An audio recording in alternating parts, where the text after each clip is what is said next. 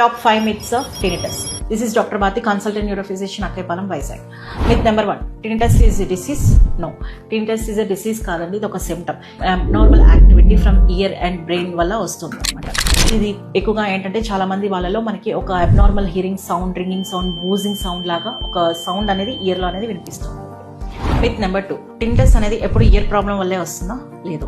టిండస్ అనేది చాలా మందిలో మైగ్రేన్ వల్ల, మెడికేషన్స్ వల్ల, స్ట్రెస్, యాంగ్జైటీ వల్ల, టెంపరోమాండిబులర్ జాయింట్ ఇష్యూస్ వల్ల, సర్వైకల్ ప్రాబ్లమ్స్ వల్ల కానీ టిండస్ అనేది వస్తుంది. సమ్టైమ్స్ హై ఇయర్ వ్యాక్స్ వల్ల కానీ, తీసుకున్న కొన్ని మెడికేషన్స్ హిస్టరీ వల్ల కూడా టింటస్ అనేది వస్తుంది. Myth number 3. మనం టింటస్కి ఏమీ చేయలేమా అంటే లేదు. అండర్లైన్ కాజ్ అనేది రూల్ అవుట్ చేసుకుని ఏ ప్రాబ్లం ఉందో మనం ట్రీట్ చేసుకోవాలి. సౌండ్ థెరపీ కానీ, స్లీప్ కరెక్షన్ కానీ, ప్రాపర్ ట్రీట్మెంట్ అనేది అండర్లైన్ కాజ్ ట్రీట్ చేస్తే టినిటస్ అనేది కంట్రోల్ అవుతుంది. Myth number 4. టినిటస్ అనేది పర్మనెంట్ హియరింగ్ లాస్ కాజ్ చేస్తుందా? లేదు. టినిటస్ అనేది హియరింగ్ లాస్ అనేది ఉంటుంది, కానీ అందరిలో కాదు. కొంతమంది నార్మల్ హియరింగ్ కూడా ఉంటుంది. సో పర్మనెంట్ హియరింగ్ లాస్ అనేది చేయదు. జస్ట్ ఇది ఒక మిత్ మాత్రమే. నెంబర్ 5. టినిటస్ అనేది ఎప్పుడు బ్రెయిన్ ట్యూమర్ వల్ల వస్తుందా? This is very rare.